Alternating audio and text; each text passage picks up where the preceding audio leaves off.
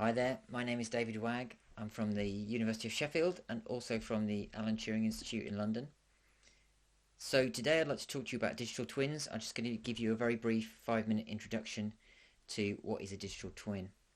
Okay, so a digital twin acts as a virtual duplicate of the real world, and the real world system we call the physical twin.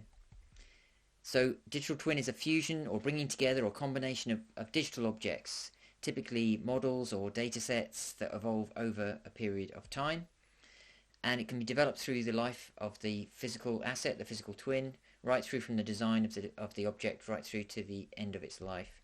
And here's an artist's impression of a digital twin where you can see someone's got a tablet and they've got a sort of digital display like a dashboard, and it's representing the complex behavior of the real physical twin.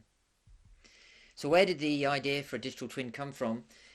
It's something that people say goes back quite a long way. You know, people often talk about the NASA space program, but actually the first time that it was specifically explicitly written down in the way that we typically think about it now was from a paper by Michael Greaves back in 2002. And here what he's showing is the real space, which is like the physical twin for a space application, and then the virtual space, which is the digital twin.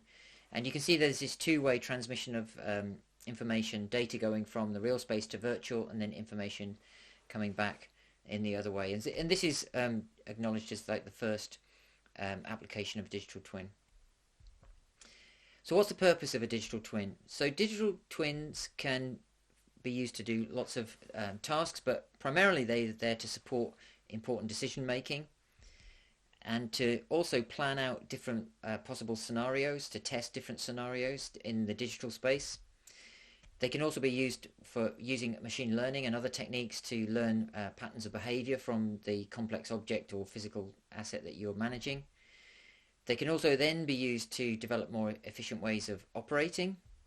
And then ultimately all of these things want to lead to automated processes. You know, how can we automate our processes more effectively.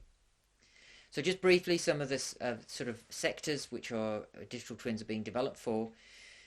Digital twins are being developed for asset management and monitoring, things like wind farms, but also fleets of aircraft or other high value assets. And here a lot of the focus is on efficient maintenance and operation of those assets over their lifetime.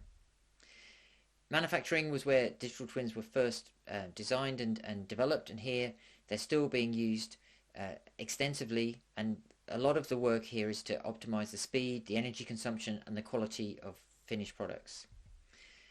Healthcare is another big area of development for digital twins, particularly for personalized medicine. And there's all sorts of examples such as cardiology, but also there's a project right now trying to make a digital twin of the human brain, or at least enough so that they can model the disease, Alzheimer's disease. And here also they're trying to do things like create digital twins for improved surgical procedures. In the natural environment, there's a lot of interest, particularly in terms of trying to capture the effects of climate change and model the future scenarios for our physical geography, for our weather and environmental changes. Buildings and large structures also are interesting for a digital twin point of view, particularly for things like energy flow, but also people flow through those large buildings. And it's also been mooted that digital passports could be used in the future, also sometimes related to things like digital threads or golden threads, as ways of recording the life events of a particular building. And then at the larger scale, there's a lot of interest in city-scale digital twins for transport, energy, pollution management, as well as the integration coordination of those types of services to provide overall combined services for citizens and things like response for emergencies and crisis events. And there's case studies of Singapore and Shanghai already working, as well as many others cities around the world working on this idea. So just to give you a quick summary, we talked about what a digital twin is. We talked about where the idea came from. We talked a little bit about what the purpose might be for a digital twin.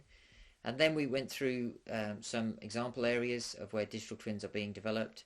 I hope you found this video interesting, and thank you very much for your attention.